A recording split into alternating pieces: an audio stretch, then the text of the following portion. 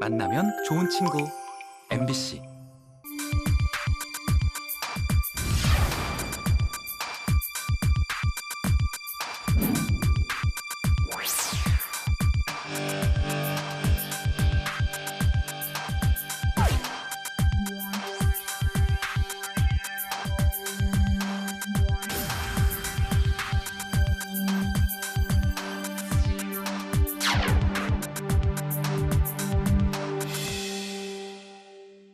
최근 스마트 기능이 탑재된 차량들이 출시되고 있습니다. 알아서 차간 거리를 유지해주고 또 자동으로 핸들을 조정해서 차선 이탈을 막아주는데요. 이런 기능들이 운전할 때 피로감을 크게 덜어줄 수가 있습니다. 그런데 우리 몸속에도 이런 스마트한 기능을 담당하는 곳이 있습니다. 네, 맞습니다. 몸의 기능을 자율적으로 조절해서 과속하지도 뒤처지지도 않게 유지해주는 갑상선입니다. 네, TV 메디컬 잭슨 오늘은 우리 몸의 다양한 기능을 조절하는 갑상선에 암이 생길 경우 어떻게 해야 되는지 자세히 알아보도록 하겠습니다.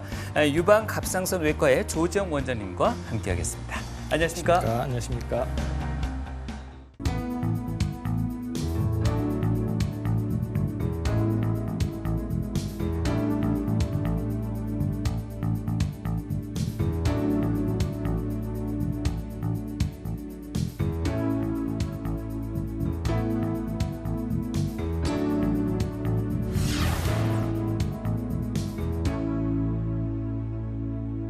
유방 갑상선 외과가 이제 유방 질환과 갑상선 질환의 이 두 네. 가지 용어가 합쳐진 이름인데요. 이 두 질환이 어떤 연관성이 있길래 하나의 진료 분과로 만들어진 걸까요? 네, 사실은 외과에 여러 분과가 있습니다. 대장 항문외과, 위장관외과, 간담체외과 등등 여러 가지가 있는데요. 주로 복강내 질환을 주로 담당하는 그런 분과들이고 각각의 장기들이 이제 특성한 걸 가지고 있죠. 그렇지만 유방갑상선외과는 복강내에 있는 그런 장기들을 수술하고 치료하는 그런 분과로 실제로 직접적으로 유방갑상선의 연관성은 없습니다. 그렇지만은 이제 복강 내에 있다는 그런 특성 그리고 여자 환자들이 많다는 특성으로 좀 얘기해 볼 수 있겠습니다. 네. 갑상선 암이라고 하면 아무래도 사망률이 좀 낮고 진행도 천천히 이루어진다고 해서 뭐 거북이 암 내지는 뭐 착한 암이로까지 불리는데 그렇다고 해서 무턱대고 이제 안심할 수만도 없는 암이 또 네, 갑상선이겠죠. 이 갑상선암이 예후가 굉장히 좋은 암으로 알려졌죠. 심지어는 5년 생존율이 100%를 넘는다는 그 통계적인 수치인데요. 그렇게 나오는데 일부 극히 드물지만 수술로도 해결이 안 되는 뭐 미분암, 역행성암 같은 것도 있고요.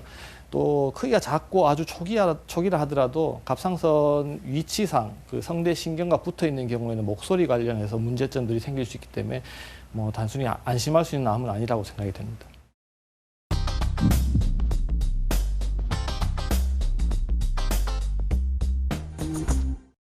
갑상선 호르몬이 우리 몸속의 에너지 대사에 중요한 역할을 한다는 건 많은 분들이 알고 계실 텐데요. 네.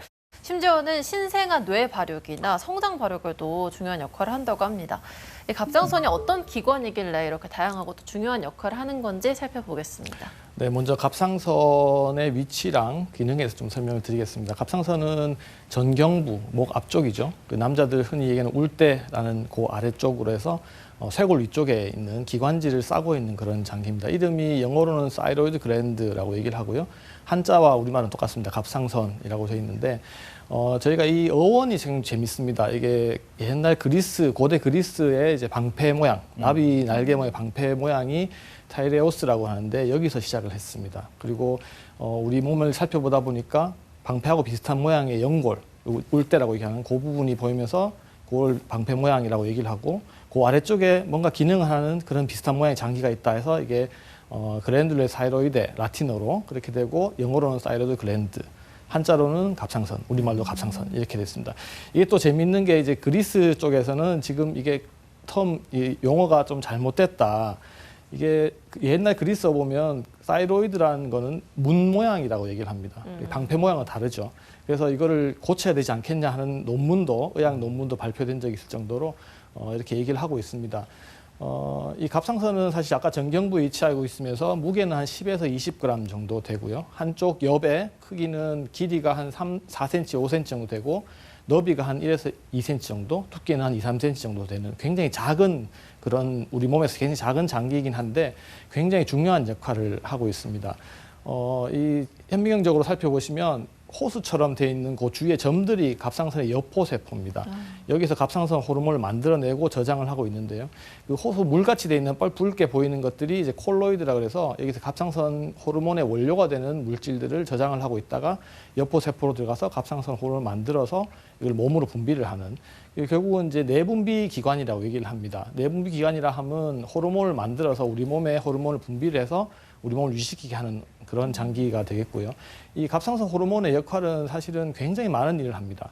결국은 이제 열 발생과 대사, 세포 대사에 큰 영향을 주게 되고요. 거의 모든 세포에 영향을 주기 때문에 얘들이 기능을 많이 하거나 적게 하게 되면 그에 따른 증상이 나타나게 되겠죠. 그래서 저는 흔히 이제 일반인들이나 뭐 설명을 드릴 때 보일러, 난로 이런 얘기를 많이 드리는데, 방에 보일러를 불을 많이 지피게 되면 방이 뜨거워지겠죠. 네. 땀도 나고. 대신에 보일러를 덜 지피게 되면 춥고 떨리고 이렇게 됩니다. 그래서 마찬가지로 갑상선도 분비가 많아지면 기능 항진증이라 그래서 몸에 열이 나고 마르고 심장이 두근두근 뛰고 이런 증상이 생기고, 호르몬이 적게 분비가 되면 몸이 붓고 추위를 많이 타고 행동이 느려지고 하는 이런 증상들이 생기게 됩니다. 네. 신체에 있는 세포 전반에 영향을 미친다고 말씀하셨던 것 같습니다. 크기에 비해서 참으로 많은 역할을 담당하고 있다는 생각이 드는데, 이 작은 나비 모양의 갑상선이 날개짓을 멈추거나 때로는 또 이상이 생길 경우에는 과연 어떤 질환들을 염려할 수 있겠습니까? 예, 갑상선에도 많은 질환들이 생길 수 있습니다. 갑상선의 형태학적, 기능적 이상, 형태학적 이상, 그리고 갑상 염증이 생긴다, 이렇게 크게 나눠볼 수가 있겠고요. 기능의 이상은 항진증, 저하증이 되겠고, 형태학적 이상은 결절이 혹이 생기는 건데 악성혹인지 양성혹인지, 결국은 암인지 아닌지 구별하게 되겠고, 갑상선 염은 뭐 급성, 만성 이렇게 나누게 됩니다. 이것도 따로따로 있는 게 아니고, 기능이 항진돼 있으면서 갑상선이 커져 있는 경우를 저희가 그레이브스 병이라고 얘기를 하고요. 그리고 기능이 항진돼 있으면서 결절, 혹이 있는 경우, 그 결절이 기능을 하는 경우는 이제 기능성 결절이라 얘기를 하고, 저하증이 있으면서 또 갑상선이 커져 있는 경우를 하시모토 병이라고 보통 얘기를 하고요. 보통은 이제 암이나 이런 경우에는 기능은 정상인 경우가 더 많습니다. 네. 제 주위 분들도 그런데 사실 이 갑상선 암을 경험하신 분들은 건강검진 받다가 우연하게 발견됐다라고 하신 분들도 많더라고요. 건강검진 시에 이제 결절이 딱 발생하면 그 순간부터는 이제 암을 의심할 수밖에 없는데, 환자 입장에서는요. 그렇죠. 예, 어떻게 받아들여야 될까요? 사실은 결절이 있다고 다 암은 아닙니다. 그리고 이제 결절이라는 얘기를 하시는 분도 있고, 혹이라고 얘기하시는 분도 있고, 뭐 종양, 저희는 주로 종양이라고 얘기를 하는데 그 같은 의미고요. 여기서 이제 양성 종양이냐, 괜찮은 혹이냐, 아니면 악성 종양이냐, 암이냐 이렇게 구별을 해야 되는 건데, 사실은 굉장히 많습니다. 그리고 우리 흔히 얘기하는 물혹이라는 것도 낭성 종양이라고 저희 표현을 하는데, 그것까지 다 포함을 하면 한 5명 중에 1명 정도까지 발견될 정도로 많은 그런 혹 결절이고요. 이 모든 결절이 다 암은 아닙니다. 그리고 결절이 암인지 아닌지를 보려고 그러면 물론 초음파 검사를 통해서 좀 모양을 보고 이게 좀 안 좋겠구나, 괜찮겠구나라고 평가를 할 수 있겠지만, 실제적으로 암인지 아닌지 구별하는 거는 이제 세포를 봐야 되니까 바늘로 찔러서 그 세포를 뽑아서 검사를 해야지 알 수 있는 거고요. 그리고 한 가지 또 좀 이해를 했으면 좋은 게, 여성에서 갑상선암이 더 많습니다. 그런데 똑같은 모양, 똑같은 크기가 있는 혹이 남자, 여자에 있다면 그게 암일 가능성은 남자가 훨씬 더 많습니다. 그런 특성을 가지고 있기 때문에 이제 확인을 해봐야 될 것 같고요. 초음파를 보시면 이제 뭐 대부분 요즘에는 초음파를 대부분 다 한 번씩은 해보셨을 것 같은데, 초음파 프로브라고 되는 기구를 이제 갑상선에 대면 이제 오른쪽 그림처럼 사진처럼 이제 사진이 보이게 되는데, 중간에 기관지가 이렇게 있고요. 그 앞쪽으로 갑상선이 우엽, 협부, 좌협이 있습니다. 그리고 바깥쪽은 이제 경동맥, 경정맥이 있게 되는데, 이러한 모양들이 혹이 있는 경우에 제가 주로 설명드리는 거는 악성, 암일 경우에는 솔방울 같다. 그리고 양성, 괜찮은 혹일 때는 콩 모양이다 얘기를 많이 합니다. 콩을 보시면 갸름하면서 경계가 매끈한 게 많죠. 네. 솔방울은 삐죽삐죽하면서 서 있는 게 많습니다. 그래서 실제적으로 초음파에서 우리가 사진을 보시면 위쪽은 암인 경우고요. 아래쪽은 괜찮은 혹인데, 위쪽에도 삐죽 서 있으면서 주위가 불분명하고 이런 것들이 많고, 아래쪽에 사진을 보시면 경계가 잘 지워지면서 매끈하게 네. 갸름한 모양이 많습니다. 그래서 그런 것들로 제가 비율의 설명을 많이 드리고 있고요. 그래서 위쪽처럼 이렇게 모양이 안 좋은 경우에는 세포를 보기 위해서 세침 흡입 세포 검사를 하게 되는데, 초음파를 보면서 바늘을 찔러서 그 세포를 뽑아냅니다. 근데 이게 이 세침 흡입 세포 검사가 일반인들이 얘기하기는 검사라 무조건 100% 다 진단을 한다고 생각하는데 그렇지는 않습니다. 왜냐하면 여기도 그림에서 보시는 것처럼 혹인데 바늘이 여기 들어가 있는데 네. 이 정상 갑상선을 통과해서 들어가기 때문에 이 정상 갑상선 세포들이 많이 나오게 되면 검사 결과가 제대로 안 나오는 경우가 있습니다. 네. 네.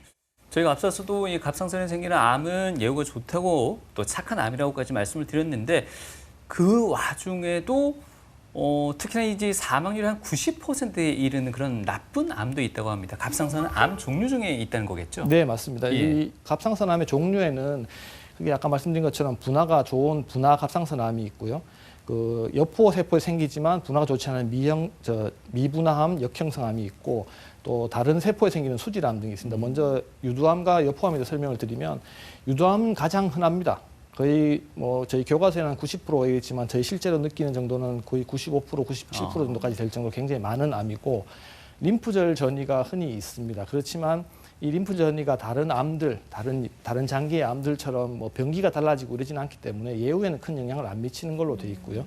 그리고 예후가 아주 좋습니다. 5년 생존율이 거의 100%에 될 정도로 굉장히 좋은 암이고 여포암은 이제 분화갑상선암이긴 하지만 좀 유두암과 조금 다른 게 세포 모양이 많이 변화하지는 않고요. 그래서 아까 세친 검사에서 여포암을 진단을 못한다는 이유가 이 여포암 세포가 혈관을 뚫고 들어갔든지 아니면 그 혹 결절의 경계를 뚫고 나왔을 때 암이라고 이제 진단을 하기 때문에 세친 검사로는 확인할 수가 없고 그걸 잘라내서 조직 검사를 봐야 암인지 확인할 수 있고요. 얘는 유두암과 좀 다르게 림프절 전이는 흔하진 않고 예후는 거의 유두암과 비슷합니다. 그 이외에 이제 아까 말씀드린 역행성암, 예를 들어서 말씀드린 역행성암의 경우에는 매우 드물지만 예후가 굉장히 안 좋고 저는 아직까지 그런 경험 없습니다만 역행성암을 수술하고 한 달도 안 돼서 거의 똑같은 크기로 자랐다는 선생님들의 경험도 얘기하시는 있을 정도로 굉장히 예후가 안 좋은 암이고 나머지 하나 이제 있을 수 있는 암이 수질암입니다. 이 수질암은 아까 말씀드린 여포암, 유두암, 역형성암은 여포세포에 생기는 암이고 이 수질암은 C세포라고 갑상선 안에 있는 세포들이 있습니다. 이 세포에서 기원하는 이제 암이게 되겠고 얘들은 이제 갑상선 분화암, 유두암, 여포암보다는 예후가 조금은 못한 암입니다. 그리고 드물게는 이제 레트 유전자라는 유전자 변이로 인해서 생기는 거기 때문에 얘는 유전도 하는 20~30% 정도는 유전을 하는 그런 암이 되겠고요. 유두암, 여포암에서 예후가 좋지 않기 때문에 수술 범위도 유두암, 여포암보다는 좀 더 넓게 전절제를 주로 하고 있는 그런 암들이 되겠습니다. 2024년 그 정부 통계 발표인데요. 유두암이 거의 한 95% 정도를 차지하고 있고 여포암이 한 2.3% 그리고 미분암, 수질암에서 한 1% 미만이고 기타 암들은 뭐 갑상선에도 림프종 같은 것이 생길 수는 있고 대부분은 거의 95% 이상은 유두암으로 진단이 되고 있습니다. 갑상선암 수술은 이제 암종에 따라서 조금씩은 다릅니다. 그래서 아까 누차 말씀드렸던 것처럼 유두암, 여포암은 예후가 굉장히 좋은 암이기 때문에 가능하면 기능을 살리기 위해서 반절제, 물론 크기에 따라 다르겠지만 반절제를 위주로 이제 진행을 하고 있고요. 수질암은 전절제까지 거의 대부분에게 전절제를 해야 되는 그런 암이 되겠고 미분암, 역형성암은 사실은 수술해도 금방 재발하는 경우가 많고 하기 때문에 수술에 의미가 큰 없는 암이라고 볼 수 있겠습니다. 네, 갑상선암의 다양한 종류까지 설명을 해주셨습니다. 네. 그 우리나라 사람들이 좋아하는 음식 중에 뭐 김, 다시마 같은 미역 같은 해조류에는 요오드 성분이 많이 들어 있는데요. 네. 이런 것들이 갑상선 질환의 발병률을 높인다는 이야기도 있고요. 실제로 식생활이 갑상선암 혹은 갑상선 질환의 어떤 위험 요인으로 꼽히기도 하나요? 실제적으로 갑상선암에서 우리나라 사람들이 생각하기에는 요오드를 굉장히 중요시하게 생각을 합니다. 많이 드시면 암이 생긴다 얘기하는 분들이 많긴 한데 요오드와 갑상선암의 연관성에 대해 명확하게 밝혀지는 연구는 아직 없습니다.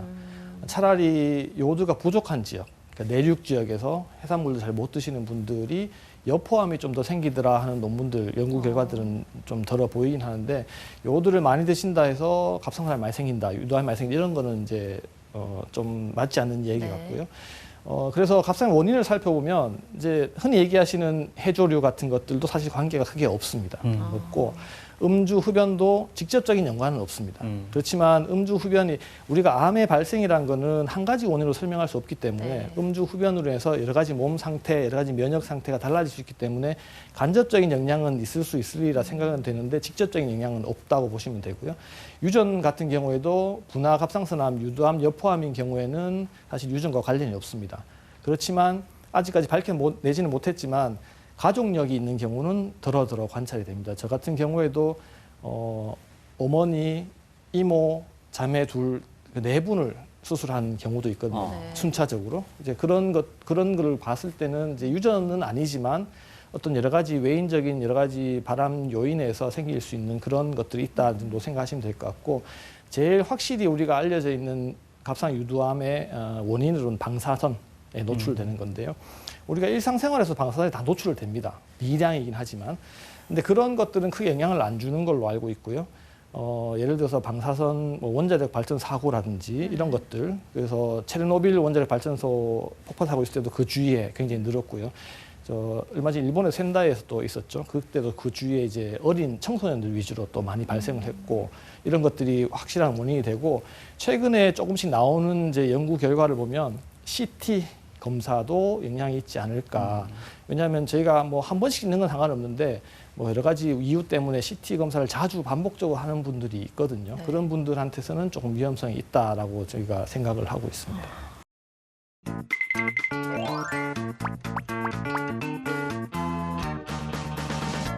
모든 암은 무서운 병입니다. 하지만 예후가 좋다는 평을 받고 있는 암이 있습니다.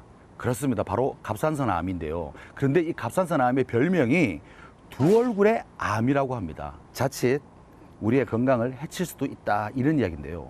선생님, 만약 우리 몸에 암이 생겼어요. 갑상선 암이. 그런데 뭐 크기도 크지 않고 바쁘니까 나중에 가지 뭐, 이거 별로 그렇게 위험한 병이 아니래 하고 방치해버리면 좀 더 위험해지나요? 아니면 좀 여유를 가져도 되는 건가요? 흔히 거북이암이라고 또 얘기를 하기도 하는데요. 예후가 조금 확실합니다. 그렇지만 갑상선 암이 진행을 했을 때는 다른 암의 진행보다 또 더 위험한 경우가 생길 수 있죠. 그 갑상선 주위에 성대신경이 있고 기관지가 있고 식도가 있고 하기 때문에 이쪽으로 침범을 하게 되면 기능적으로 목소리가 안 나온다든지 뭐 기도에 문제가 생기고 먹는 거에 문제가 생기고 이럴 수 있기 때문에 굉장히 위험할 수 있는 암이기 때문에 양면성을 가지고 있다고 보시면 됩니다. 그렇지만 대부분의 갑상선암은 예후가 좋다. 좀 참한 암이다라고 얘기할 수 있겠습니다. 그러니까 진행 속도가 빨라지면 위험해질 수도 있다, 그렇죠. 이렇게 봐야 예, 되겠군요. 맞습니다. 그렇군요. 그래서 일반 시민분들은 갑상선 암을 어떻게 생각하고 있는지, 그리고 갑상선 암 예방을 위해서 어떤 노력을 하고 계시는지 한번 여쭤봤거든요. 화면으로 만나보시죠. 제가 알기로는 갑상선암이 되게 쉬운 암으로 알고 있는데, 그렇지만 이게 재발 위험성도 높고 또 약도 되게 자주 먹어야 된다고 알고 있거든요. 암 중에는 그래도 비교적 착한 암으로 알고 있어요. 제가 갑상선 암에 대해서 알기론 그 목이 쉬거나 목소리가 좀 변하는 걸로 알고 있었습니다. 저희 부모님이 갑상선이 안 좋으셔서 규칙적인 운동하시고 충분히 숙면을 취하시더라고요. 건강검진 할 때마다 갑상선 체크를 하려고 노력하고 있습니다. 최대한 스트레스를 안 받으려고 노력하고 있고, 제가 막 무리한 날이 있으면 그 다음 날에는 충분한 휴식을 좀 취하려고 합니다. 교수님, 갑상선 기능 이상이 있으면 갑상선 암으로 진행될 수 있다는데 사실인가요? 그렇진 않습니다. 갑상선 기능과 암과는 관계가 없습니다. 그렇지만 가끔 갑상선 기능 저하증, 하시모토 병이라는 게 있는데, 그런 경우에는 갑상선암의 증가가 조금 있다는 보고도 있긴 합니다. 그래서 가능성이 0%다라고 얘기하기 힘들고요. 그렇지만 일반적으로 갑상 기능과 암과는 관계가 없습니다. 이번에는요, 갑상선 암에 대한 오해와 진실, 그리고 궁금증까지 한 번에 알아보도록 하겠습니다. 선생님, 젊은 여성이 만약에 갑상선 암을 진단받았거나 지금 치료 중이라면은 이런 이야기가 있더라고요. 폐경이 일찍 올 수도 있다 그러는데 이게 사실인가요? 아닙니다. 폐경과 갑상선 암과는 관계가 없습니다. 특히나 갑상선 암의 치료에서 뭐 항암 치료를 하면 폐경이 올 수 있는데 그런 치료도 하지 않기 때문에 갑상선암과 폐경과는 관계가 없다고 보십니다. 잘못된 정보군요. 그렇죠. 그런데 만약 갱년기 여성이 갑상선 암을 지금 치료 중이다. 여성 호르몬 치료라고 해야 될까요? 이것도 동시에 가능한 겁니까? 아니면 중단해야 되는 겁니까? 가능합니다. 가능한데 일부 조금씩 보고되는 논문을 보면 여성 호르몬이 갑상선 암과의 관련성에 대한 연구들이 조금씩 나오고는 있습니다. 근데 그거를 확실하게 사람들한테 이렇습니다라고 얘기하기는 근거가 좀 약하지만 아직 조금 부족하고 관련성은 조금 연구가 되기 때문에 네. 전혀 관계없다고 얘기하기 그렇지만 치료를 하면 안 된다는 거는 또 아니에요. 그런가요? 그렇군요. 이번에 궁금한 점은요. 여성들이 갑상선암을 더 많이 걸립니까? 더 많이 걸립니다. 그래요? 그런데 이런 이야기가 있습니다. 갑상선암은 남성에게는 여성보다 더 치명적이다 그러던데 사실인가요? 치명적이다까지는 아니고 네. 예후는 조금 더 못한 걸로 되어 있습니다. 그게 왜 그런가 하면 남자들이 검사를 하는 빈도랄까 접근성이 여자보다는 좀 떨어집니다. 아, 병원에 잘 안 가는군요. 그런 것도 있고 그래서 아마 빨리 발견되는 정도가 여성에서 훨씬 많고요. 남자들은 좀 진행해서 발견되는 경우도 많습니다. 이제 아무래도 암이라는 게 진행을 하게 되면 예후는 조금 더 못해질 가능성이 훨씬 많습니다. 진행이 되었으니까. 네네. 그래서 림프절 전이도 남자에게 좀 더 많고 크기도 좀 더 크고 이런 경향이 있습니다. 그래서 남자들이 예후가 조금 못하다고 볼 수는 있겠습니다. 좌우를 다 떼는 경우, 그런 경우는 어느 정도 진행된 겁니까? 그것도 천차만별입니다. 크기가 작아도 한 뭐 5mm라도 전체를 다 떼는 경우가 있고 한 3cm라도 한쪽만 떼는 경우가 있고 그게 이제 수술을 할 때 크기도 있지만 위치가 어디에 있고 그다음에 갑상선을 뚫고 더 진행을 했는지 림프절 전이가 있는지 이런 거에 따라서 수술 범위를 결정하기 때문에 한쪽만 뗄 건지 양쪽을 다 뗄 건지 결정을 하죠. 그래서 그런가요? 그 크기가 작더라도 수술을 할 수도 있다는 말이 있던데 그렇죠. 갑상선암이 그렇게 맞습니다. 진행되는군요. 네, 맞습니다. 갑상선암 환자 수가 꾸준히 계속 늘어나고 있는데요. 이게 네. 실제로 정말 환자 수가 늘어난 것인지 아니면 진단 기술이 발전하거나 사람들의 인식이 높아져서 발견되는 게 더 많아진 건지에 대한 의견이 다양하다고 들었습니다. 원장님께서는 실제로 이 갑상선암 환자가 증가한 이유를 어떻게 보시나요? 사실 한 10여 년 전에 우리나라에도 이슈가 됐던 일이 있었습니다. 갑상선을 과잉 진단한다, 과잉 치료를 한다는 얘기가 있었는데요. 우리나라에서 좀 급격하게 는 건 사실이긴 합니다. 그렇지만 슬라이드 보시는 것처럼 갑상선암은 전 세계적으로 증가 추세에 있고요. 네. 이 논문은 2013년도에 발표된 건데 전 세계 한 15개국에 있는 환자 수를 모아서 연구를 한 건데 갑상선암에 국한돼 있는 갑상선에만 있는 암이 있는 환자뿐만 아니라 갑상선 주위에 림프절로 전이가 있는 환자도 증가하는 추세에 있고 원격 전이 환자도 조금씩은 증가하는 추세에 있고요. 암종에 따라서도 유두암이 굉장히 많이 증가를 하고 있습니다. 그에 따라서 여포변이 유두암이라는 그런 종류도 증가를 하고 있고 대신에 여포암은 그렇게 많이 증가를 하고 있지는 않습니다. 증가를 하는 건 분명한 것 같은데 이게 뭐 때문에 증가를 하느냐 얘기는 이제 양분돼 있습니다. 진단을 많이 해서 그렇다.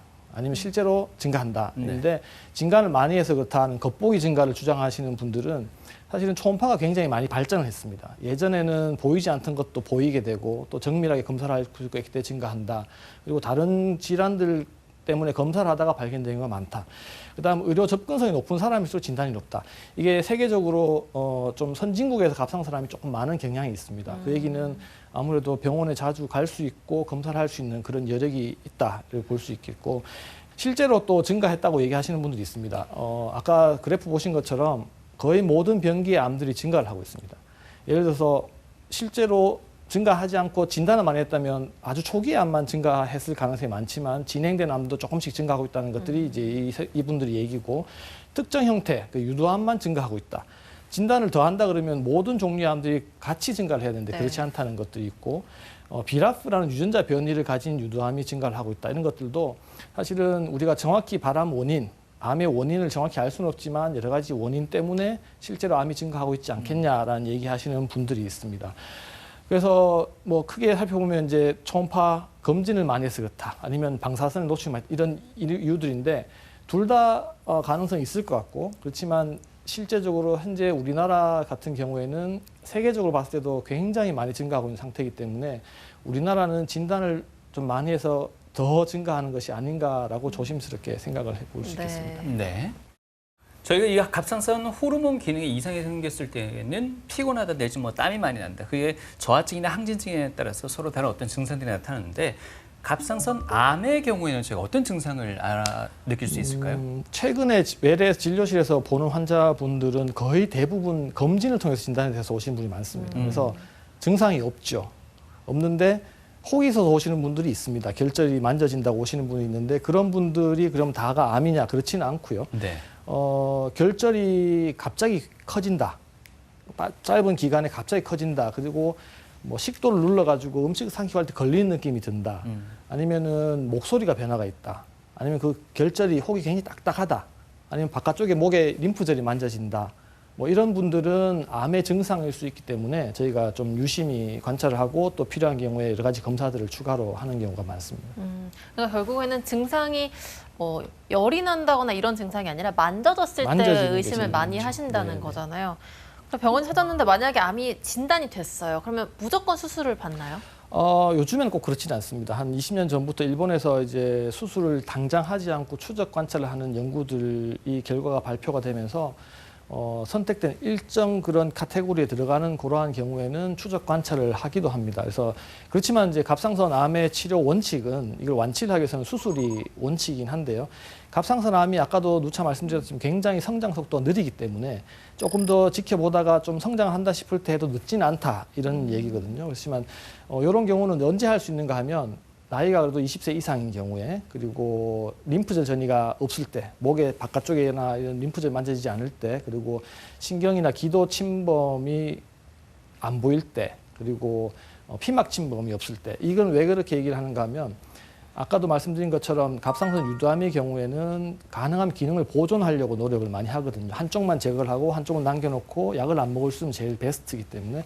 근데 기도나 신경 침범이 있거나 피막 침범이 있으면 전절제를 해야 되는 경우가 생길 수가 있습니다. 그래서 이러한 경우에는 이제 바로 수술을 하자 얘기를 많이 하고 이런 이제 수술하지 않고 추적 관찰하게 되는 경우에도 한 6개월이나 1년마다 초음파 검사를 통해서 얘가 변화가 있는지를 살펴보게 됩니다. 그러는 중에 점점 크는 경우가 있죠. 성장하는 경우가 있는데 저희가 보통 수술을 추적 관찰하다가 수술을 하자고 할 때는 한 3mm 이상이 커진다든지 아니면 볼륨으로 한 50% 증가했을 때를 수술하자고 얘기를 하는데 전 세계적으로 봤을 때도 5년 내에 크기가 이렇게 커지는 경우가 한 20에서 30% 정도는 됩니다. 그리고 저도 이렇게 추적 관찰하는 분들이 상당수가 있는데 한 절반 정도는 한 3년 이내에 수술을 또 새로 하시는 것 같더라고요. 그래서 그런 경우가 있고 이렇게 암이 크기가 증가하는 요인은 결국은 이제 젊은 나이에서는 모든 세포들도 대사가 왕성합니다. 그래서 좀 더 빨리빨리 자라는 경향이 좀 있고요. 그리고 갑상선 자극 호르몬이 높을 때 저하증이 같이 동반되어 있는 분들은 이 자극 호르몬이 갑상선도 자극을 하지만 갑상선 암세포도 자극을 하기 때문에 좀 더 성장을 한다 이렇게 보시면 될 것 같습니다. 그래서 초음파로 이제 수술을 하지 않고 추적 관찰하는 거에 좀 대표적인 예인데요. 이 노란 선이 갑상선의 경계 부위입니다. 경계 부위를 침범하지 않고 그 안쪽에 있을 때는 이제 수술을 당장 하지 않고 추적 관찰하는 것도 괜찮은 방법이라고 생각이 되고요. 다음 슬라이드처럼 이 기관지를 침범했다든지 아니면 그 앞쪽 근육 쪽으로부터 침범해 나왔다 이런 경우는 저희가 바로 수술을 하자 보통 얘기를 하고 있습니다. 네. 갑상선 암은 수술 후에는 어떨까요? 수술 후에는 어느 정도 치료가 일단락됐다고 봐도 될까요? 아니면 다른 암과 마찬가지로 꾸준한 치료, 관찰, 모니터링이 필요할까요? 이제 다른 암들과는 조금은 다르긴 합니다. 다른 암들은 이제 특히 제가 이제 같이 수술한 유방암 같은 경우에는 수술 후에 항암 치료, 항호르몬 치료 방식 여러 가지를 많이 하는데 갑상선 암은 이제 아주 초기에 발견하면 수술로 끝내는 경우가 많습니다. 그렇지만은 이제 추적 관찰을 해야 되고요. 예후가 좋다고 해도 암이기 때문에 재발이나 이런 것이 있을 수 있기 때문에 추적 관찰을 해야 되고 뭐 전절제를 한다든지 아니면 좀 진행된 경우에는 이제 갑상선 호르몬 약을 복용해야 되는 그런 것들이 있기 때문에 예후가 아무리 좋다고 해서 안심할 수 있는 건 아니죠. 재발을 했을 때 이제 위치에 따라서 신경주위에 재발하면 사실은 그게 또 여생에 더 큰 영향을 줄 수 있기 때문에 그런 것들을 주의해야 될 것 같습니다.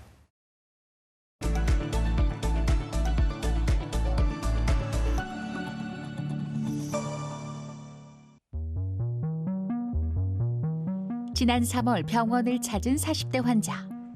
6, 7년 전쯤인 것 같은데요. 종합검진 할 때 갑상선 초음파를 보게 됐어요. 그때 혹이 있다라고는 들었는데 그때는 아주 크기가 작았어요. 그냥 추적 관찰 정도만 해온 상태였습니다. 이제 목을 많이 사용하면 목이 좀 쉬기도 하고 또 기침하게 될 때는 또 호흡이 또 좀 불편한 점이 있었어요.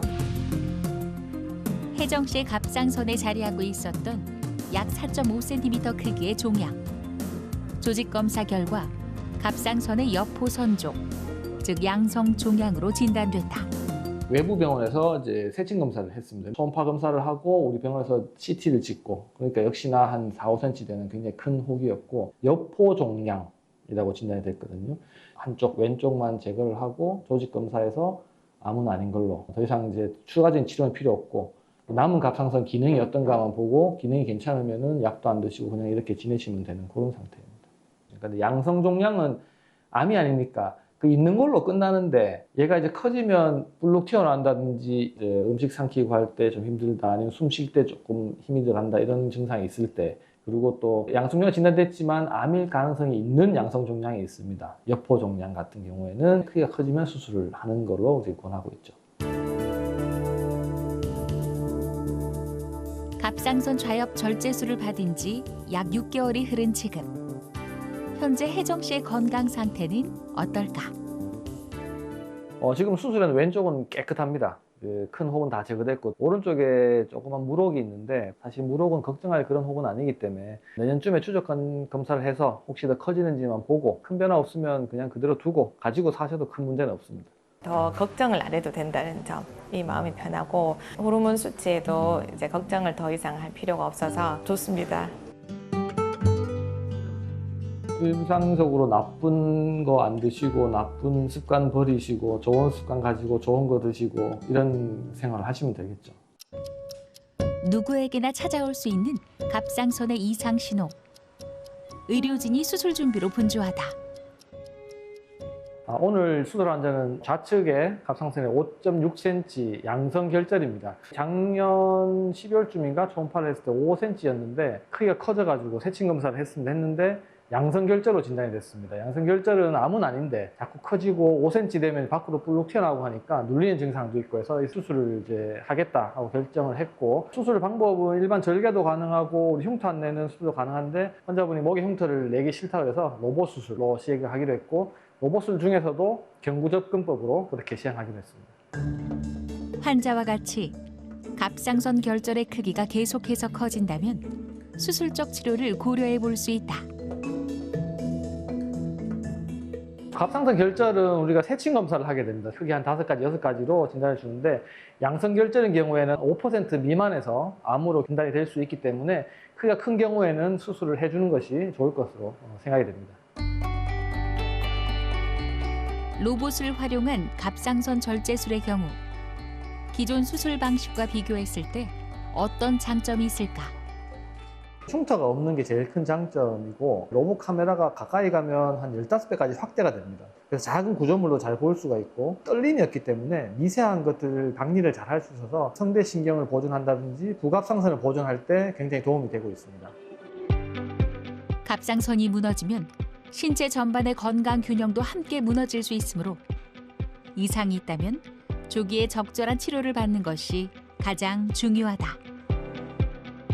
혈관도 굉장히 발달해 있고 커져 있고 있는데 사실 출혈도 없었고 수술 중에 큰 문제 없이 로봇 수술 진행하는 시간 콘솔 타임이라 그러는데 콘솔 타임이 한 40분 정도로 굉장히 짧게 잘 끝났습니다. 수술하면서 걱정을 많이 했는데 큰 문제를 끝나서 다행이라고 생각합니다.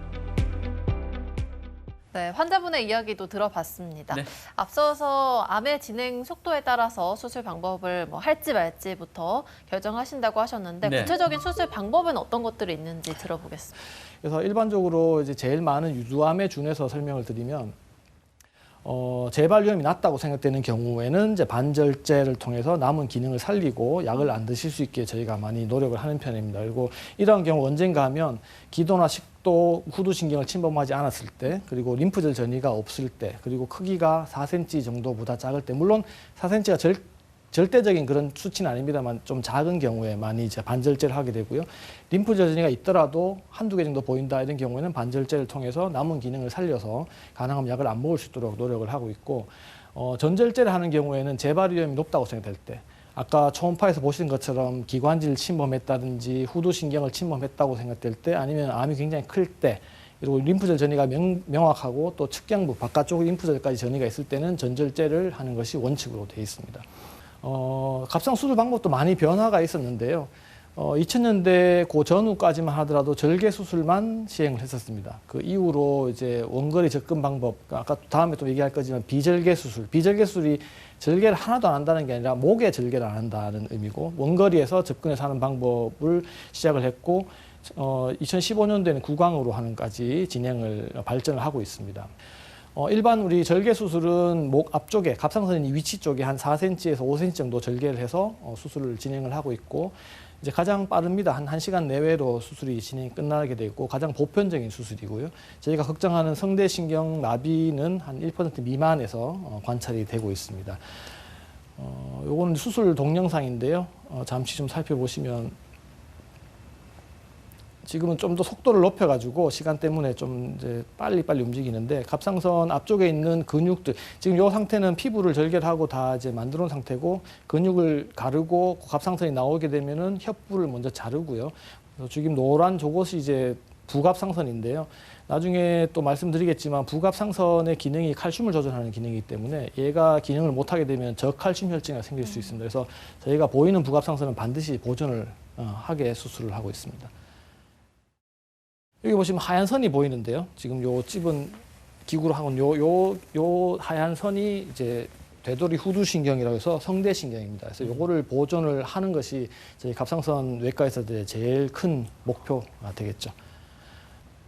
수술 끝나고 난 다음에 이제 한참 지나고 나면 목에 흉터가 생기겠죠. 네. 위에 사진처럼 그렇게 많이 두드러지지 않는 분도 있는 반면에 아래쪽처럼 굉장히 두드러진 흉터도 이제 보이는 경우가 있습니다.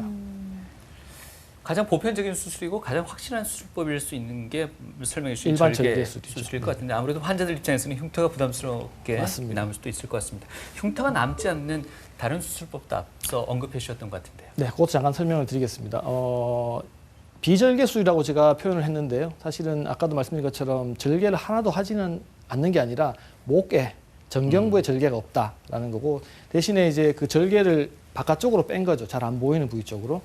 우리나라에서 흔히 많이 시행하고 있는 게 세 가지 방법이 있습니다. 그 중에 하나가 애과 접근법, 영어로는 트랜스액실러 어프로치라고 그러는데 한쪽 겨드랑이 쪽에 한 4cm, 5cm 정도 절개를 해서 그쪽으로 기구를 넣어서 이 수술할 때 처음에 지금은 로봇으로 많이 합니다. 로봇을 많이 하는데 제 처음에는 복강경 기구로 많이 수술을 했습니다. 그 기구들을 이제 겨드랑이 쪽으로 넣어서 하게 되고 한쪽 겨드랑이 절개가 한 4cm, 5cm 정도. 그러니까 목의 절개가 이쪽으로 왔다고 보시면 거고요.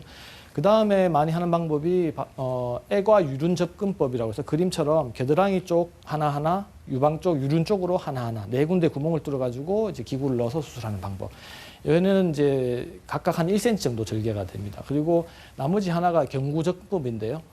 입술 안쪽에 한 1cm 정도의 절개를 해서 밑으로, 턱 밑으로 해서 이렇게 기구를 넣고 겨드랑이 쪽에서 하나 넣고 해서 수술을 하게 되고 이 방법이 다른 앞서 두 가지 방법과 다른 점은 외부 흉터가 제일 최소화된다는 그런 장점이 있습니다. 네. 근데 과거에는 이 갑상선 암 수술하고 나서 뭐 가수분들이 목소리가 달라졌다거나 네. 하는 불편함을 호소하시는 경우가 많았는데 이 갑상선 자체가 굉장히 작은 기관이기도 하고 좀 섬세한 수술 방법이 필요하잖아요. 그래서 요즘에는 로봇을 활용한 수술도 많이 진행이 네, 맞습니다. 된다고요. 처음에 아까 보신 비절개 수술 방법을 이제 복강경 기구를 이용해서 많이 했었는데요. 복강경 기구는 이제 보이는 화면이 2차원 화면이고 또 그 기구들이 관절이 없습니다. 그냥 그 짝대기처럼 네. 길쭉한 그런 걸로 하기 때문에 좀 더 깊은 곳을 하기도 좀 힘들고 있었는데 그런 이제 방법, 접근법은 세 가지 방법 다 사용을 하면서 그런 로봇으로 좀 많이 하고 있습니다. 이 세 가지 방법들에 좀 차이가 있는데요. 그 애과 접근법이 가장 먼저 우리나라에서 시작이 됐습니다. 2003년 정도에 시작을 됐고 그에 따라서 여러 가지 임상 데이터들은 굉장히 많은 그런 특성을 가지고 있고 양측 애과 유륜 접근법은 한 2006년도 정도부터 시작을 했고요. 이런 임상 데이터가 꽤 많습니다. 근데 경구접법은 2015년도에 처음 시작을 했고 이 케이스도 지금은 임상 데이터가 굉장히 많이 쌓여 있는 상태입니다. 그래서 이런 절개 수술과 로봇 수술 간의 이제 수술의 완벽성이나 합병증 정도는 큰 차이는 없고 어떻게 보면 이제 신경 보존이나 부갑상선 보존하는 거는 로봇이 좀 더 낫다는 결과들이 점점 나오고 있습니다. 그래서 이 세 가지 차이가 애과 접근법은 아까 그림에서 보시는 것처럼 겨드랑이로 하나로 들어가기 때문에 절개가 하나가 되겠고요. 애과 유륜 접근법은 절개가 4개가 됩니다. 겨드랑이 양쪽, 유방 양쪽이니까. 그리고 경구 접근법은 입술 쪽으로 3개, 겨드랑이 하나이기 때문에 보이는 흉터는 바깥쪽이 하나다 이렇게 생각하시면 될 것 같고 처음에 2008년도에 내시경 그 복강경 기구를 통해서 수술을 하고 2011년도에 로봇이 들어오고 난 다음부터는 로봇으로 지금 다 하고 있고요. 아까 잠깐 말씀드린 것처럼 여기 보이시는 것처럼 이 복강경 기구들은 그냥 기구가 그냥 쭉 뻗어 있는 기구고요. 로봇 기구는 끝에 이제 관절이 있어서 좀 더 섬세하게 깊은 곳까지 들어갈 수 있는 장점이 있고 3차원과 2차원이라는 그 차이가 있습니다. 그래서 제가 2016년도에 그 경구접근법을 시작을 하면서 그 당시에는 이제 양측 애가 유륜 접근법을 같이 시행을 했는데 하다 보니까 경구접근법이 더 환자분도 만족도가 좋고 해서 한 1년 지나고 난 다음부터 이게 역전이 됐습니다. 그 이후로는 지금 다 경구접근법만 시행을 하고 있고요. 그리고 수술 시간도 100케이스까지는 평균 수술 시간이 한 140분, 2시간 조금 더 넘었습니다. 그리고 중간에 보시면은 실제 수술 시간이 콘솔 타임이라고 되어 있는데 요게 이제 실제 제가 로봇을 만져서 조작을 해서 수술하는 시간을 얘기하는데 처음 100케이스까지는 한 82분 정도 걸렸었고 합병증은 일시적인 저칼슘 혈증이 한 12분 정도 있었습니다. 그리고 일시적인 후두신경마비, 다시 회복된 경우가 한 케이스 정도 있었고 요거는 수술 동영상인데요.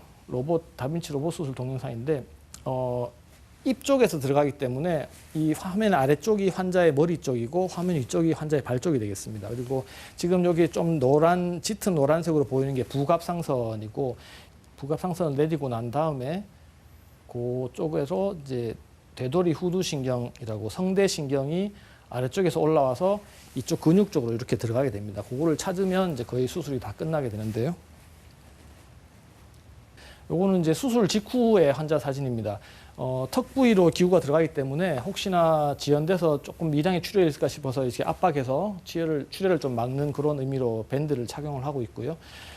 수술 직후, 수술 그날은 이제 수분 섭취만 조금 하고 그 다음 날부터 죽 드시고 그 다음 날은 이제 일반 상식을 드시고 수술 후 한 2, 3일째 퇴원을 하고 일주일째 외래와서 조직 검사 결과 확인하고 그 이후에는 이제 뭐 초음파나 이런 걸로 추적 관찰, 뭐 약 드시는 분 투약도 하고 이렇게 하고 있습니다. 수술 3개월째 이제 사진인데요. 턱 부위에 붓기나 멍 같은 건 다 빠지고요. 입안의 상처는 밖에서는 안 보이니까 보일 리가 없고 겨드랑이 쪽에도 약간 붉게 보이지만 겨드랑이 주름 쪽으로 절개를 하기 때문에 한 3개월 지나서 6개월 지나고 하면 거의 흉터가 보이지 않는 걸 확인할 수 있습니다. 이분처럼 겨드랑이 쪽은 거의 표시가 나지 않는 걸 확인할 수 있습니다. 네. 그렇다면 대부분의 환자들이 앞서 말씀하신 애과 유륜 내지는 경구 접근법을 원할 것만 같습니다. 그럼에도 불구하고 아직도 목을 절제할 수밖에 없는 그런 환자들도 있을 것 같은데 어떤 경우에 한해? 결국은 진행된 환자들이죠. 크기가 아주 크다든지 결국은 크기가 크면 그 로봇 기구가 들어가서 움직일 공간을 확보하기 힘들기 때문에 힘든 경우가 있고 림프절 전이, 임파선 전이가 많은 경우에도 사실은 깨끗하게 떼기가 힘든 경우가 있습니다. 그런 경우들이 대부분이고 또 환자들이 원하지 않는 경우도 사실 있습니다. 그래서 수술 시간이라든지 뭐 금액적인 것 때문에 원하지 않는 분도 있기 때문에 그런 분들은 일반 절개술로 수술 진행하고 있습니다. 네. 수술 방법에 대해서 쭉 알아봤는데요. 수술 후 관리도 또 중요하겠죠. 수술 후에 생길 수 있는 합병증은 어떤 것들이 있을까요? 모든 수술에 합병증이 생길 수가 있습니다. 특히나 이제 갑상선 수술에 있어서는 제일 중요한 합병증 중에 하나가 성대마비.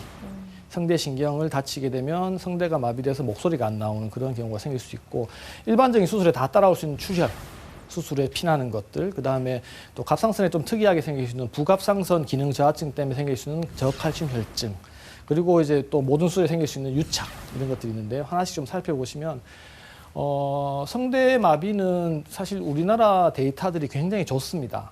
외국의 결과들을 보시면 수술 후에 성대 마비가 온 경우가 거의 한 7에서 10% 정도까지 보고를 하는데 물론 이게 한 2000년 초반 정도 데이터긴 한데요. 이 정도가 되는데 국내에서는 로봇으로 하는 경우에는 1% 미만의 성대 마비를 보이고 있고 이것도 대부분 다 일시적인 성대 마비를 보여주고 있습니다. 그래서 성대가 정상 성대는 이렇게 양쪽이 잘 닫히면서 움직이게 되고요. 마비가 되면 한쪽은 안 닫히게 됩니다. 그래서 이래서 쉰 목소리가 나게 되는데 이런 것들이 마비가 되면 성대가 다 닫히지 않기 때문에 쉰 소리가 나고 음성의 피로도가 심하고 숨이 계속 빠지기 때문에 호흡도 짧아지는 이러한 것들이고요. 근데 대부분 이제 잘리지 않는 이상에는 일시적인 경우가 많습니다. 회복되는 경우가 많고 영구적으로 이제 성대신경 마비가 오는 경우는 한 1% 미만으로 알려져 있습니다. 그 다음은 이제 출혈인데요. 이게 어떻게 보면 가장 또 생명과 관련돼 있는 그런 합병증일 수 있습니다. 수술하게 되면 항상 출혈이 될 수는 있습니다. 그래서 아까 그 환자 사진에서 보신 것처럼 수술 후에 이제 압박을 하는 것도 조금이나 나는 피를 안 나게 좀 눌러놓는 의미가 있는데 출혈이 되게 되면 숨이 답답하고 목 수술했는 부위가 부풀어 오르게 됩니다. 심한 경우에는 이제 절개 수술한 경우에는 절개 부위로 피가 송송송 올라오는 경우도 있는데 이거는 이제 피가 나면서 압력 때문에 피가 새어 나오는 거고 이거는 대장 출혈을 의미하는 거기 때문에 굉장히 빨리 조치를 해야 되는 건데요. 보통의 출혈은 6시간 내에 한 80% 이상이 다 발생을 합니다. 그리고 24시간 하루 이내에 거의 100%가 발생하기 때문에 하루 정도는 좀 유심히 관찰을 해야 되는 것이고 외국의 경우에는 갑상수술에 당일 퇴원하는 경우도 있긴 합니다. 그렇지만 우리나라는 대부분 입원해서 경과를 보고 퇴원하는 경우가 많습니다. 그다음에 이런 출혈이 있으면은 결국 기도 압박을 하게 될 정도로 대량 출혈이 있으면 호흡이 안 되게 되고 정지가 되면 이 호흡 정지가 10분 정도가 되면 영구적인 뇌 손상이 올 수 있기 때문에 빨리 조치를 해야 되는데요. 의심이 되면 바로 이제 당직 외과 의사를 호출을 해야 되고, 요 밑에 그림들은 이제 외국 논문에서 나온 발췌한 건데, 심지어는 요 영어로 돼 있지만 may be done by nurse if needed. 필요한 경우에는 의사가 오기 전에 간호사가 먼저 상처를 열고 혈종을 빼내고 압력을 줄여주라까지 정도로 굉장히 심각할 수 있는 병이기 때문에 그렇게 조치를 하라고 저희도 병동 간호사한테 항상 얘기를 하고 있습니다. 다음은 이제 저칼슘 혈증입니다. 이거는 이제 일엽 한쪽만 뗐을 때는 생기지 않는 합병증이고, 양쪽을 다 뗐을 때 요 밑에 그림에서 보신 것처럼 좀 동그랗게 보이는 게 부갑상선인데요. 이 부갑상선이 양쪽에서 4개가 있습니다. 그래서 양쪽 전절제를 할 때 얘들을 다 다치게 되면 부갑상선 기능이 없어지게 되죠. 그렇게 되면 혈중 피 속에 칼슘 조절을 못해서 칼슘이 계속 떨어집니다, 수치가. 그러면 손 저리고 입 주위가 저리고, 심한 경우에는 이 그림처럼 손에 마비가 오는 이런 증상이 생길 수 있습니다. 그래서 이런 경우에는 정맥으로 칼슘을 주사를 한다든지 아니면 먹는 칼슘 약을 이제 투여를 하게 되겠고, 대부분 이런 경우에도 대부분 이제 일시적으로 한 수개월 내에 돌아오는 경우가 대부분이지만 영구적으로 되는 경우도 한 2% 정도 내외에 있다고 알려져 있습니다. 그 다음은 유착입니다. 우리가 외과 의사들이 항상 수건 목표가 유착을 이제 극복하는 건데, 복강도 그렇고 어디든 간에 상처가 붙는 것도 유착 때문에 붙는 거라고 보시면 됩니다. 그래서 수술 후에 유착은 안 생길 수가 없는데요. 유착이 심하게 되는 경우에 뒤쪽에 근육까지 당겨져 가지고 삼킬 때 걸리는 느낌 드는 경우도 있고, 피부가 당겨지면 저렇게 위에 사진처럼 굉장히 좀 흉측한 모양을 보이는 경우가 있습니다. 그래서 수술 후에 우리가 유착을 100% 방지는 못하지만 조금이나마 좀 줄이기 위해서 수술 후에 상처 부위나 이런 것들을 자꾸 만져주고 운동을 해주라. 그래서 원을 그리고 아래 위로도 움직이고 이런 것들을 하루에 몇 번씩 좀 해라, 이렇게 얘기를 하고 있습니다. 갑상선을 모두 절제했을 경우에는 갑상선 호르몬제를 또 평생 드셔야 된다고 그렇죠. 알고 있습니다. 네, 환자들에게 맞습니다. 많은 부담이 될 수 있을 것 같아요. 부담이 되죠. 예. 그래서 최근에 한 10년, 20년 전까지만 하더라도 갑상선 암이 진단이 되면 무조건 거의 전절제를 하는 경우가 많았거든요. 네. 근데 이러한 것들이 최근의 추세라고 보기는 그렇지만 환자분들의 삶의 질을 추구하는 쪽으로 자꾸 발전을 하고 있어서, 가능하면 약을 안 먹을 수 있으면, 안 되는 거를 한쪽만 하고 약을 먹자마자 이건 안 되겠지만 가능하다면 수술을 좀 줄이고 약을 안 먹는 쪽으로 하자. 약을 먹는 경우가 하루에 매일 똑같은 시간에 먹어야 되기 때문에 쉽지는 않습니다. 네. 그래서 그런 것들에 대한 걱정, 우려는 있지만 필요한 경우에는 또 전절제를 할 수밖에 없는 그러한 또 상황이 될 수도 있습니다. 네. 네.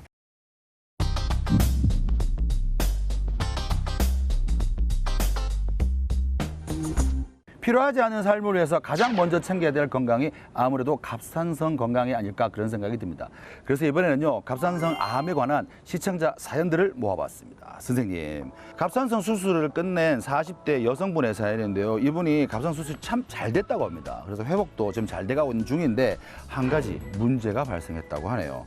수술 후 그 목 부위가요, 너무 당겨진대요. 그래서 일상에 좀 불편함을 좀 느끼고 있고, 갑상선 수술 후 목 스트레칭이나 운동을 해도 되는지 너무 궁금해하고 있습니다. 선생님, 운동을 해야 됩니까? 아니면 그냥 내버려둬야 하는 겁니까? 해야 됩니다. 아, 스트레칭을 하시는 게 좋습니다. 왜냐하면 수술을 하게 되면 항상 조직들이 붓습니다. 그 유착이라고 그러는데, 네. 피부와 근육, 기관지가 서로 붙어서 당길 수밖에 없죠. 시간이 지나면 풀리긴 하는데 좀 더 스트레칭과 목 운동, 그다음에 마사지 같은 걸로 조금 더 빨리 풀어줄 수 있으니까 그거는 저희가 당연히 해야 되는 거고, 저희 외래에서도 하라고 얘기를 하고 있습니다. 그런데요, 선생님, 수술 부위고 이거 혹시 너무 무리하게 또 운동하면 또 자칫 위험해질 수도 있겠죠? 위험일 수 있죠. 하지만 하라고 무리하게까지 하시는 분이 없습니다. 아, 그래요? 수술 끝나고 한 일주일째 외래로 오시는데 그전에는 하라는 얘기를 잘 안 하고요. 외래 오시고 난 다음부터는 상처도 다 나았고 크게 문제될 게 없기 때문에 그 이후로는 이제 운동을 하시라,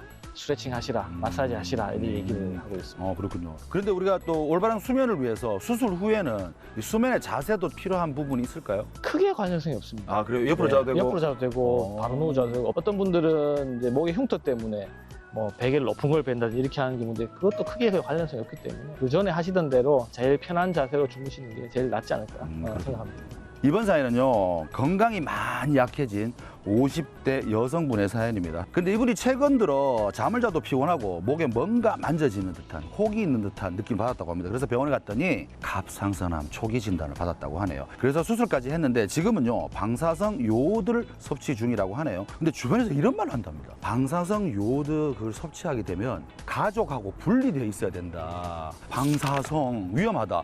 실제 위험합니까? 맞는 말이기도 하고 틀린 말이기도 합니다. 방사선 요오드를 섭취를 하면 우리 몸에 섭취해야 되는 요오드가 방사선을 내기 때문에 네. 방사선이 나옵니다. 그런데 하루 이틀 정도면 다 배출이 됩니다. 저용량으로 하는 경우에는 사실은 격리를 하지 않고 지내도 가능하다라고 얘기를 하는데 애들이나 노인들하고는 좀 떨어지는 게 낫고요. 근데 고용량으로 하게 되면 네. 저희가 3, 4일간은 입원해서 충분히 빠져나갈 때까지 혼자 계시면서 치료를 하게 되죠. 그래서 그렇군요. 한 일주일만 지나면 거의 나오는 방사선이 없기 때문에 그거는 큰 문제는 없고 처음에 하루 이틀 정도는 조심하는 게 좋죠. 이번 사연은요, 갑상선 수술을 받은 그리고 6개월 차를 맞이하고 있는 30대 여성분의 사연인데 이분이 갑상선암으로 인해서 목소리가 점점 변하더니 쉰 목소리가 나거나 쇠소리 있지 않습니까? 쎄하시는 그 듣기 싫은 소리가 자꾸 나다고 그러네요. 수술 후에는 다시 목소리가 돌아오겠거니 하며 지켜보고 있는 중인데 지금 6개월이 지났잖아요. 그런데 아무런 변화가 없다고 합니다. 이거 혹시 자기 목소리를 잃어버린 건 아닌지 지금 걱정하고 있는데 선생님의 좀 의견이 궁금합니다. 돌아올 겁니다. 돌아오는가요? 돌아오는데 성대가 회복돼서 돌아오는 게 아니라 거기에 적응해서 돌아오는 경우가 많습니다. 수술 때문에 지금 못 돌아오는 것이 아니라 수술 때문이 아니라 사연을 얘기 들어보면 수술 전부터 성대에 문제가 있었던 걸로 보여요. 갑상선암이 네. 성대를 건드렸다. 수술 전에 목소리가 변했다는 얘기는 성대신경을 침범했다는 얘기고 수술 중에 성대신경을 살리기는 힘들었다는 얘기 같고 수술 후에 성대가 안 움직이게 되면 목소리가 안 좋죠. 그렇죠. 근데 시간이 지나면서 성대 움직임이 회복된다기보다는 반대쪽 성대가 넘어가서 소리가 괜찮아지는 경우가 있어요. 그런 경우가 있을 수 있기 때문에 6개월 정도 되면 많은 분들이 돌아오는데 조금 더 기다려 보시면 아마 조금씩은 좋아질 것 같습니다. 근데 예전 목소리까지는 100%는 힘들겠죠. 아, 그렇군요. 100%는 힘들겠죠. 그럼 이분은 너무 좀 걱정하지 말고 충분한 목소리, 여유를 일상생활 가지는 게 목소리는 어느 정도는 돌아올 겁니다. 기대를 해봐야 되는 거죠. 그렇죠. 네. TV 메디컬 약속 오늘 이 시간 갑상선암의 진단과 치료법에 대해서 알아봤습니다. 교수님 마지막으로 시청자분들께 당부하고 싶은 말씀 있으면 해주실까요? 네, 오늘 그 갑상선암의 치료 등에서 관한 많은 얘기를 나눴는데요. 많은 분들이 갑상선암 진단되면 다른 암들과 마찬가지로 절망을 하시는 분이 많습니다. 사실 그렇게까지 할 필요는 없는 정도의 암이라고 생각이 되고 적절한 치료를 통해서 충분히 여생을 큰 문제 사시는 분이 훨씬 더 많습니다. 그리고 이러한 것들을 계기로 또 생활 습관이나 여러 가지 환경을 교정을 해서 더 행복한 삶을 누릴 수 있는 그런 상황이 될 수 있기 때문에 너무 걱정만 하지 마시고 이런 것을 빨리 해결할 수 있도록 노력하시는 게 더 좋을 것 같습니다. 네, 방금도 습관 이야기 해주셨는데 갑상선 암 치료한 후에 규칙적인 수면이라든지 수분 섭취, 또 스트레스 조절 등이 굉장히 중요하다고 합니다. 네. 이 모든 것들이 우리 몸속 호르몬의 균형을 맞추는 중요한 습관이 아닐까 싶습니다. 네, 개중에는 수술 후의 관리 과정 또 몸의 변화를 일일이 다 기록하시는 분들도 계시다고 하는데요. 갑상선암을 예방하는 방법도 관심이고요. 또 갑상선암을 잘 이겨내는 힘도 관심이라는 것 잊지 마시기 바랍니다. 네, 오늘 좋은 말씀 주신 유방갑상선외과의 조지형 원장님 오늘 고맙습니다. 고맙습니다.